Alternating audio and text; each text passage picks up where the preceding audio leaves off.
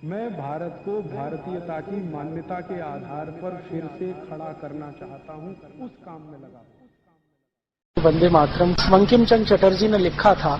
उन्होंने इस गाने को लिखा, लिखने के बाद 7 साल लगे, उसके बाद ये गाना लोगों के सामने आया। क्योंकि उन्होंने जब ये गाना लिखा, उसके बाद एक उपन्यास लिखा, उसका नाम था आनंद मठ। उसमें इस गीत को डाला। वो उपन्यास छपने में 7 साल लगे। 1882 में यह आनंद मठ उपन्यास का हिस्सा बना वंदे मातरम। और उसके बाद जब लोगों ने उस उपन्यास को पढ़ा तो इसका अर्थ पता चला कि वंदे मातरम क्या है। आनंद मठ उपन्यास बंकिम चंद्र चटर्जी ने लिखा था अंग्रेजी सरकार के विरोध में और अंग्रेजी सरकार को सहयोग करने वाले उन राजा महाराजाओं के विरोध में जो किसी भी जाति और संप्रदाय के हों लेकिन अंग्रेज सरकार को सहयोग करते हैं। फिर उसमें उन्होंने बगावत की भूमिका लिखी और ये कहा कि अब बगावत होनी चाहिए, विद्रोह होना चाहिए ताकि इस अंग्रेजी सत्ता को हम पलट सकें। और इस तरह से वंदे मातरम को सार्वजनिक गान बनना चाहिए, ये उन्होंने घोषित किया। उनकी एक बेटी हुआ करती थी बंकिम चंद्र चटर्जी की, जिसका अपने पिताजी से बहुत मतभेद था। मतभेद किस बात पर था? उनकी बेटी कहती थी कि आपने वंदे मातरम लिखा है, इसके शब्द बहुत क्लिष्ट हैं और बोलने और सुनने वाले की ही समझ में नहीं आएंगे, तो गीत को आप ऐसा सरल बनाइए जो बोलने वाले और सुनने वाले को समझ में आए। तो उस समय बंकिम चंद्र चटर्जी ने कहा कि देखो, आज तुम्हें लगता है कि ये क्लिष्ट है, लेकिन मेरी बात याद रखो, थोड़े दिन के बाद ये गान भारत के हर नौजवान के होठों पर होगा, हर क्रांतिवीर की प्रेरणा बनेगा। उसके बाद हम सब जानते हैं कि ये घोषणा करने के लगभग 12 साल के बाद चटर्जी जी का स्वर्गवास हो गया, वो जीवित नहीं रहे। बाद में उनकी बेटी और परिवार के लोगों ने ये जो आनंद मठ पुस्तक थी जिसमें ये गान था, इसका बड़े पैमाने पर प्रचार किया। वो पुस्तक पहले बांग्ला में बनी, फिर बाद में उसका मराठी हुआ, हिंदी हुआ, तमिल, तेलुगु, कन्नड़, बहुत सारी भाषाओं में छपी और उस पुस्तक ने क्रांतिकारियों में जोश भरने का काम किया। उस पुस्तक में क्या था? ये पूरी व्यवस्था का विरोध करें क्योंकि ये विदेशी है, आताताई, ऐसा वो सब था। उसमें बहुत सारी ऐसी जानकारियां थी जो लोग सुनकर उबलते थे, जानकर उबलते थे। अंग्रेजी सरकार ने बार बार इस पुस्तक पर पाबंदी लगाई, कई बार इसके बहुत सारे अंश काट छांट दिए, कई बार इसको जलाया गया, लेकिन पुस्तक की मूल प्रति किसी न किसी रूप में सुरक्षित रही तो ये आगे बढ़ती रही। 1905 में अंग्रेजों की सरकार ने बंगाल का बंटवारा कर दिया। एक अंग्रेज अधिकारी था करजन, उसने बंगाल को 2 हिस्सों में बांट दिया, एक पूर्वी बंगाल, एक पश्चिमी बंगाल। पूर्वी बंगाल था मुसलमानों के लिए, पश्चिमी बंगाल था हिंदुओं के लिए। हिंदू और मुसलमान के आधार पर यह भारत का पहला बंटवारा था। तो भारत के कई सारे ऐसे लोग जो जानते थे कि आगे क्या हो सकता है, उन्होंने इस बंटवारे का विरोध किया और बंग भंग के विरोध में एक आंदोलन शुरू हुआ। इस आंदोलन के सबसे प्रमुख नेता थे लाला लाजपत राय, जो उत्तर भारत में थे, बिपिन चंद्र पाल, जो बंगाल और पूर्व भारत का नेतृत्व करते थे, और लोकमान्य बाल गंगाधर तिलक, जो पश्चिम और मध्य भारत के बड़े नेता थे। इन तीनों नेताओं ने अंग्रेजों के बंगाल विभाजन के खिलाफ आंदोलन शुरू किया। और इस आंदोलन का एक हिस्सा था अंग्रेजों भारत छोड़ो, अंग्रेजी सरकार से असहयोग करो, अंग्रेजी कपड़े मत पहनो, अंग्रेजी वस्तुओं का बहिष्कार करो। और दूसरा हिस्सा था पॉजिटिव, कि भारत में स्वदेशी का निर्माण करो, स्वदेशी के पथ पर आगे बढ़ो। लोकमान्य तिलक ने इस आंदोलन को अपने शब्दों में स्वदेशी आंदोलन कहा। अंग्रेजी सरकार इसको बंग भंग विरोधी आंदोलन के नाम से कहती रही। लोकमान्य तिलक कहते थे ये हमारा स्वदेशी आंदोलन है। ये 6 साल चला। इस आंदोलन की ताकत इतनी थी कि अंग्रेजों के खिलाफ जो उन्होंने कहा वो पूरे भारत ने स्वीकार कर लिया। जैसे उन्होंने ऐलान किया कि अंग्रेजी कपड़े खरीदना बंद करो, करोड़ों भारतवासियों ने अंग्रेजी कपड़े पहनना बंद कर दिया। और उसी समय भले हिंदुस्तानी कपड़ा मिले, मोटा मिले, खादी का मिले, वही पहनना है। फिर उन्होंने कहा अंग्रेजी ब्लेड का बहिष्कार करो, तो भारत के लाखों नाइयों ने अंग्रेजी ब्लेड से दाढ़ी बनाना बंद कर दिया। वो उस तरह हिंदुस्तान में वापस लौटा। फिर लोकमान्य तिलक ने कहा अंग्रेजी चीनी खाना बंद करो, क्योंकि शक्कर उस समय इंग्लैंड से बनकर आती थी, भारत में गुड़ बनता था। तो हजारों लाखों हलवाइयों ने गुड़ डालकर मिठाई बनाना शुरू कर दिया। फिर उन्होंने अपील किया कि अंग्रेजी कपड़े से और अंग्रेजी साबुन से अपने घर को मुक्त करो, तो हजारों लाखों धोबियों ने अंग्रेजी साबुन से कपड़े धोना बंद कर दिया। फिर उन्होंने पुरोहितों को कहा कि आप शादी कराओ अगर लड़के लड़कियों की, तो उनके शरीर पर अंग्रेजी वस्त्र ना हो तभी शादी कराओ, अगर वो अंग्रेजी वस्त्र पहनकर शादी करें तो शादियों का बहिष्कार करो। तो पुरोहित समाज ने सूट पैंट टाई पहनने वाले दूल्हों का बहिष्कार कर दिया। इतने व्यापक स्तर पर यह आंदोलन फैला। 6 साल के अंदर अंग्रेजी सरकार घबरा गई, क्योंकि उनका माल बिकना बंद हो गया। ईस्ट इंडिया कंपनी का धंधा चौपट हो गया। तब ईस्ट इंडिया कंपनी ने अंग्रेज सरकार पर दबाव डाला कि हमारा तो सारा धंधा ही खत्म हो गया है भारत में, अब हमको कुछ भी उपाय नहीं है, आप इन भारतवासियों की मांग को मंजूर करो। तो मांग क्या थी? एक मुख्य मांग थी कि बंगाल का जो बंटवारा किया है हिंदू मुसलमान के आधार पर, ये वापस करो। हमें संप्रदाय के आधार पर बंटवारा नहीं चाहिए। और आप जानते हैं कि अंग्रेजों की सरकार ने झुकना स्वीकार किया और 1911 में डिवीजन ऑफ बंगाल एक्ट कानून वापस लिया गया और बंगाल को फिर से एक किया गया। तब लोकमान्य तिलक को यह समझ में आ गया कि अंग्रेजों को झुकाना है तो इनका बहिष्कार ही सबसे बड़ी उपाय है और ताकत है। ये 6 साल जो आंदोलन चला 1905 से 1911, इस आंदोलन का मूल मंत्र था वंदे मातरम। ये जितने कार्यकर्ता थे, लोकमान्य तिलक, लाला लाजपत राय, विपिन चंद्र पाल के साथ काम करने वाले, उनकी संख्या 1 करोड़ 20 लाख से ज्यादा थी। वो हर कार्यक्रम में वंदे मातरम का उद्घोष करते थे। कार्यक्रम की शुरुआत में वंदे मातरम गाते थे, कार्यक्रम के अंत में भी वंदे मातरम गाया जाता था। बाद में क्या हुआ कि 1911 में लोकमान्य तिलक और इन सब लोगों के दबाव में और बंगाल में इतना जबरदस्त आंदोलन हो गया, उसके दबाव में अंग्रेजों की सरकार ने भारत की राजधानी को कलकत्ता से दिल्ली शिफ्ट कर दिया। अंग्रेजों को ऐसा लगता था कि अब हम कलकत्ता में सुरक्षित नहीं है, क्योंकि बंगाल इस आंदोलन का केंद्र था। तो उन्होंने अपने को सुरक्षित करने के लिए कलकत्ता से भागकर दिल्ली में शरण ली और 1911 में दिल्ली भारत की राजधानी बन गई। उसके बाद अंग्रेजों ने एक दूसरा काम किया कि भारत के लोगों को शांत करने के लिए, जो अंग्रेजों के खिलाफ विद्रोह से भरे हुए थे, अंग्रेजी राजा को भारत में आमंत्रित किया। जॉर्ज पंचम भारत में आया सन 1911। और जब जॉर्ज पंचम भारत में आया तो इन अंग्रेज अधिकारियों ने जॉर्ज पंचम के स्वागत के लिए एक गीत लिखवाया और उस गीत का नाम है जन गण मन अधिनायक जय भारत भाग्य विधाता, क्योंकि इस गीत के सारे शब्द अंग्रेजी राजा जॉर्ज पंचम की स्तुति का गान है। जन गण मन अधिनायक, अधिनायक माने सुपर हीरो, भारत की जनता है, भारत के जो लोग हैं उनके तुम सुपर हीरो, तुम्हारी जय हो, माने कौन? जॉर्ज पंचम। इस गीत को जिन्होंने लिखा वो थे श्री रविन्द्रनाथ टैगोर। और रविन्द्रनाथ टैगोर की लिखी हुई एक चिट्ठी मेरे पास है, जो कभी समय आने पर मैं टीवी चैनल के माध्यम से पूरे देश को दिखाने वाला हूँ। उस चिट्ठी में उन्होंने अपने बहनोई को लिखा है, जो थे सुरेंद्रनाथ बनर्जी और लंदन में रहते थे, ICS ऑफिसर थे। उनको उन्होंने लिखा है कि ये गीत मेरे ऊपर अंग्रेज अधिकारियों ने दबाव डलवाकर लिखवाया है, वंदे मातरम के पैरेलल, क्योंकि उस समय भारत में हर जगह उद्घोष था वंदे मातरम का, हर क्रांतिवीर गाता था वंदे मातरम। और इस वंदे मातरम को और ज्यादा लोकप्रियता तब मिली जब भारत का सबसे कम उम्र का क्रांतिकारी खुदीराम बोस फांसी के फंदे पर चढ़ा तो वंदे मातरम कहते हुए चढ़ा। उसके बाद तो सभी क्रांतिकारियों ने इसको बना लिया कि फांसी पर जाएंगे तो वंदे मातरम गाएंगे। वो चाहे भगत सिंह हो, चाहे अशफाक उल्लाह हो, चाहे ऊधम सिंह हो, चाहे शशीन्द्रनाथ सान्याल हो, चाहे कोई भी हो, सबने फांसी पे चढ़ने को स्वीकार किया वंदे मातरम के घोष से। अंग्रेजों को इससे बहुत चिढ़ होती थी, तो अंग्रेजों का ये कहना था कि इसके पैरेलल कोई गाना प्रचारित किया जाए। और उस समय 1911 में आपको मैं ऐतिहासिक जानकारी दे रहा हूं कि रविन्द्रनाथ टैगोर का परिवार अंग्रेजों के बहुत नजदीक था। रविन्द्रनाथ टैगोर के परिवार के ज्यादातर लोगों ने अंग्रेजी ईस्ट इंडिया कंपनी में काम किया। उनके बड़े भाई जो अवनीन्द्रनाथ टैगोर थे, वो ईस्ट इंडिया कंपनी के बहुत सालों तक कलकत्ता डिवीजन के डायरेक्टर रहे। काफी पैसा उनके परिवार का ईस्ट इंडिया कंपनी में लगा था, तो अंग्रेजों से बहुत सहानुभूति थी रविन्द्रनाथ टैगोर की।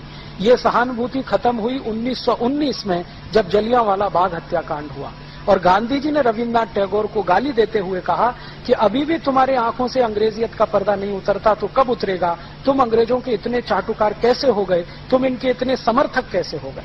आप जानते हैं 1911 में ये गान जब लिख दिया तो उन्होंने अपने बहनों को कहा कि ये गान तो मैंने अंग्रेजों के कहने पर लिखा है, शब्दों का अर्थ अच्छा नहीं है, इसलिए कृपया इसको न गाया जाए तो अच्छा है।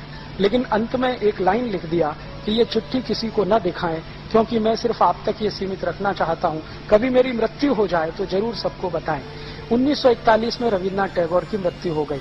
तब बनर्जी साहब की कृपा से ये चिट्ठी लोगों के सामने आई, उसकी एक कॉपी मेरे पास भी है, और उन्होंने पूरे देश को कहा कि जनगण मन को ना गाया जाए। उसी बीच में कांग्रेस पार्टी थोड़ी उभर चुकी थी और एक बड़ा संगठन बन चुकी थी। कांग्रेस में जब तक लोकमान्य तिलक थे, लाला लाजपत राय थे, विपिन चंद्र पाल थे, तब तक वंदे मातरम ही गाया गया। बाद में आप जानते हैं कि लोकमान्य तिलक का कांग्रेस के नेताओं से मतभेद हुआ, और कांग्रेस के नेताओं में उनका सबसे ज्यादा मतभेद हुआ पंडित मोतीलाल नेहरू के साथ, क्योंकि मोतीलाल नेहरू जी की योजना ये थी कि अंग्रेजों के साथ कोई संयोजित सरकार बने, कोलिशन गवर्नमेंट, और उसके लिए वो बार बार कहते थे। और लोकमान्य तिलक कहते थे कि अंग्रेजों के साथ मिलकर सरकार बनाना तो भारत के लोगों को धोखा देना है। तो इस मुद्दे पर मतभेद था, तो ये कांग्रेस से निकल गए। तो फिर इन्होंने एक गरम दल बनाया। तो कांग्रेस के दो हिस्से हो गए, एक नरम दल, एक गरम दल। गरम दल के लीडर लोकमान्य तिलक, लाला लाजपत राय, विपिन चंद्रपाल, ये सब बड़े कांग्रेस के लीडर थे। तो ये हर जगह वंदे मातरम गाते थे। फिर ये नरम दल वाले ज्यादातर अंग्रेजों के साथ रहते थे, अंग्रेजों की कहना, अंग्रेजों की सुनना, उनके नजदीक जाना, उनकी मीटिंगों में शामिल होना वगैरह वगैरह, और वो हर समय अंग्रेजों से समझौते के मूड में रहते थे। तो जब 1911 में ये गाना लिख दिया तो ये नरम दल वालों ने इस गाने को गाना शुरू कर दिया। कई बार ये गरम दल वालों को चिढ़ाने के लिए गाना गाया करते। बाद में क्या हुआ, कांग्रेस के बड़े बड़े अधिवेशन हुआ करते थे, उनमें ये बहुत बहस होती थी कौन सा गाना गाया जाए। तो वंदे मातरम पर सबकी सहमति होती थी, लेकिन नरम दल का छोटा सा एक गुट था जो अंत में फिर जनगण मन गा लेता था। बाद में क्या हुआ कि ये नरम दल के कुछ खुराफाती लोगों ने एक वायरस छोड़ दिया, और वो वायरस ये छोड़ दिया कि ये मुसलमानों को नहीं गाना चाहिए क्योंकि इसमें बुत परस्ती है, माने बुत की पूजा है। मुसलमानों को आप जानते हैं कि बड़ा करंट लगता है ये सुनते ही, तो बिना सोचे समझे उनको करंट दौड़ गया। तो जो मुस्लिम लीग के नेता थे, क्योंकि मुस्लिम लीग 1906 में बन चुकी थी और उसी के कहने पर बंगाल का विभाजन भी हुआ था, तो मुस्लिम लीग के नेताओं में करंट दौड़ गया। मोहम्मद अली जिन्ना जब इसके प्रेसिडेंट बने तो इन्होंने इसके खिलाफ बोलना शुरू कर दिया कि वंदे मातरम सांप्रदायिक गाना है, हम इसे नहीं गाएंगे। फिर इन्होंने क्या किया कि दुश्मनी निकालने के लिए जहां भी वंदे मातरम गाया जाता था वहीं पर जनगण मन गाते, जहां वंदे मातरम होता था वहीं जनगण मन होता था। तो एक तरह से जनगण मन और वंदे मातरम में कंपटीशन शुरू करा दिया। अंत में ये कंपटीशन इतना आगे बढ़ा कि 1941 में जब टैगोर जी मर गए तो भी ये सत्य उद्घाटित होने के बाद भी मुस्लिम लीग ने कहा हम तो यही गाएंगे। अब अंत में क्या हुआ, भारत आजाद हुआ 1947 में इसी झगड़े के साथ कि वंदे मातरम की जनगण मन, वंदे मातरम की जनगण मन। फिर ये कॉन्स्टिट्यूएंट असेंबली की बहस हुई जिसमें 319 लोग थे। इन सभी में एक को छोड़कर सबने माना कि वंदे मातरम ही होना चाहिए राष्ट्रगान। एक ने नहीं माना, वो एक कौन थे, पंडित जवाहरलाल नेहरू। उन्होंने नहीं माना। क्यों नहीं माना, तो वो कहते हैं कि मुसलमानों को इससे दुख होता है, उनके दिल को चोट पहुंचती है, तो हम क्यों गाएं इसको। माने हिंदुओं के दिल को चोट पहुंचे तो उससे कोई फर्क नहीं पड़ता, मुसलमानों के दिल को चोट नहीं पहुंचनी चाहिए। और नेहरू जी कहते थे कि इस समय मुस्लिम लीग की राजनीति चल रही है, भारत का बंटवारा किया है, इसका तोड़ करने के लिए मुसलमानों को साथ रखना जरूरी है, तो उनकी इन बातों को मान लेना ही अच्छा है। तो नेहरू जी बार बार यही तर्क देते थे। अंत में क्या हुआ कि सभी कॉन्स्टिट्यूएंट असेंबली के मेंबर्स ने कहा जी हमको तो ये बैठता नहीं है जनगण मन, तो फैसला कौन करे। तो गांधी जी के पास पहुंचे, तब तक गांधी जी जीवित थे। तो गांधी जी ने कहा कि जनगण मन के पक्ष में तो मैं भी नहीं हूं और तुम वंदे मातरम के पक्ष में नहीं हो, तो कोई तीसरा गाना निकालो। तो उन्होंने कहा आप ही निकाल के दे दो। तो गांधी जी ने एक गाना निकाल के दिया जो हमारा बाद में झंडा गान था, उसके पहले वो झंडा गान नहीं था। विजयी विश्व तिरंगा प्यारा, झंडा ऊंचा रहे हमारा, इसकी शान न जाने पाए, चाहे आन भले ही जाए। ये जो गाना था गांधी जी ने कहा इसको बना लो, तो नेहरू जी उस पर भी तैयार नहीं। अब नेहरू जी का तर्क क्या था, नेहरू जी का तर्क था कि ये गाना ऑर्केस्ट्रा पे नहीं बज सकता और जनगण मन ऑर्केस्ट्रा पे बज सकता है। और जनगण मन आप जानते हैं अंग्रेजों का लिखवाया हुआ गीत था जॉर्ज पंचम के स्वागत के लिए। इसके एक एक शब्द को ध्यान दें, जनगण मन अधिनायक जय है, तुम्हारी जय हो, भारत भाग्य विधाता, तुम भारत के भाग्य विधाता हो, पंजाब सिंध गुजरात मराठा द्राविड़ उत्कल बंग, विंध्य हिमाचल यमुना गंगा उच्छल जलद तिरंग, तब शुभ नामे जागे, हम तुम्हारे नाम की शुभकामनाओं के लिए तब शुभ आशीष मांगे, आशीष मांगते हैं, तुम्हारी जय हो जय हो जय हो। जॉर्ज पंचम ने जब ये सुना तो उसको अर्थ तो समझ में नहीं आया, फिर उसने इंग्लिश ट्रांसलेशन कराया तो जॉर्ज पंचम का स्टेटमेंट था कि इतनी खुशामद तो मेरी इंग्लैंड में भी कोई नहीं करता। बहुत खुश हुआ जॉर्ज पंचम। कौन है रविन्द्रनाथ टैगोर, बुलाओ मेरे पास लेके आओ। तो रविन्द्रनाथ टैगोर को परिचय कराया गया। अंत में जॉर्ज पंचम जब विदा हुआ तो उस समय की वो नोबेल प्राइज कमेटी का चेयरमैन भी था, तो उसने रविन्द्रनाथ टैगोर का नाम नोबेल प्राइज के लिए रिकमेंड कर दिया क्योंकि वो उनके गीत से प्रभावित था। अब रविन्द्रनाथ टैगोर के लिए संकट खड़ा हो गया कि जिस गाने को वो खुद अच्छा नहीं मानते, दबाव में लिखा हुआ है, उसी पर नोबेल प्राइज मिल रहा है।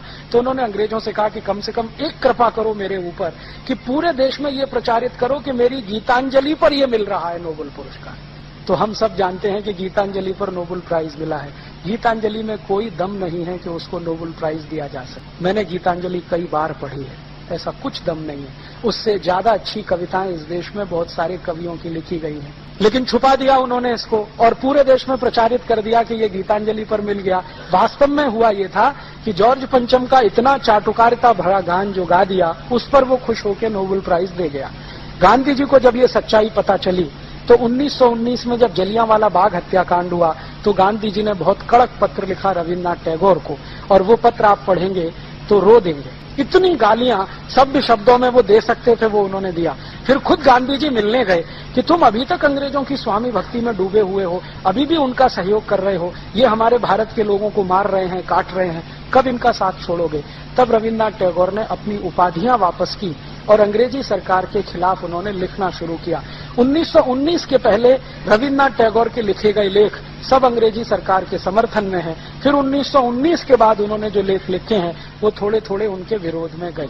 तो जनगण मन ऐसा गान है जो उन्होंने लिख दिया जॉर्ज पंचम के लिए, और हम हिंदुस्तानियों ने पंडित नेहरू के कहने पर उसको राष्ट्रगान बना लिया।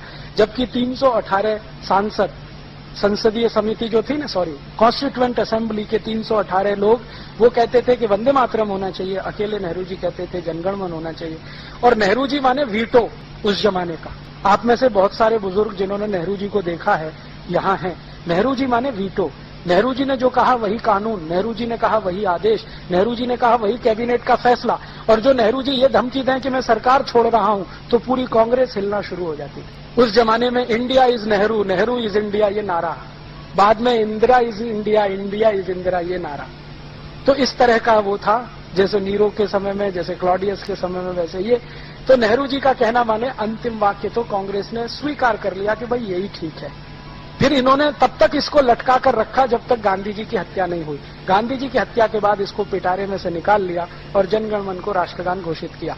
अब विद्रोह की स्थिति ना आए पूरे देश में तो वंदे मातरम को राष्ट्रगीत का दर्जा दे दिया कि भाई ये भी चले और ये भी चले, वो जो क्या कहना, दोनों को संतोष रहे। तो ये है इतिहास। और आज हिंदुस्तान की सरकार ने एक सर्वे किया है पूरे हिंदुस्तान का, और वो रिपोर्ट अभी आई है थोड़े दिन पहले, अर्जुन सिंह की मिनिस्ट्री में है। वो रिपोर्ट में ये पूछा गया था भारत के लोगों से कि आपको कौन सा गाना ज्यादा पसंद है, जनगण मन या वंदे मातरम। 98.8% लोगों ने कहा है वंदे मातरम। फिर अभी थोड़े दिन पहले बीबीसी ने एक सर्वे किया है, ब्रिटिश ब्रॉडकास्टिंग कॉरपोरेशन। उन्होंने एक स्पेशल फीचर बनाया है वंदे मातरम पर, जो आजकल दिखाया जा रहा है लंदन में। तो बीबीसी ने एक सर्वे किया है कि जहां जहां भारतवासी रहते हैं दुनिया में, उनसे पूछा जाए तो उन सर्वे में से 99% लोगों ने कहा है वंदे मातरम। और बीबीसी के सर्वे से एक नई जानकारी मिली है कि दुनिया में सबसे लोकप्रिय गानों में वंदे मातरम दूसरे नंबर पर है। दुनिया में बहुत सारे देश इसको समझते नहीं है, लेकिन इसकी जो लय है ना और इसका जो संगीत है, वो कहते हैं कि ये हम में जज्बा पैदा कर देता है। इसमें संगीत और लय देने का काम किया था पंडित विष्णु दिगंबर पलुस्कर ने। बहुत बड़े संगीतज्ञ थे, हम सब जानते हैं। विष्णु दिगंबर पलुस्कर ने इसकी लय बनाई, और इसमें ये जो आज जिस लय में हम गाते हैं ना, ये उनकी दी हुई है, विष्णु दिगंबर पलुस्कर की। उन्होंने ये लय बनाकर गाना शुरू किया, और बीच में जो संगीत भरा गया है वो भी उन्हीं के समय का है। बाद में ये वंदे मातरम लता मंगेशकर ने गाया, आशा भोसले ने गाया। थीम वही है जो विष्णु दिगंबर पलुस्कर की है। तो ये इतिहास है वंदे मातरम का, और उसके साथ है जनगण मन का। अब हम तय करें क्या गाना है।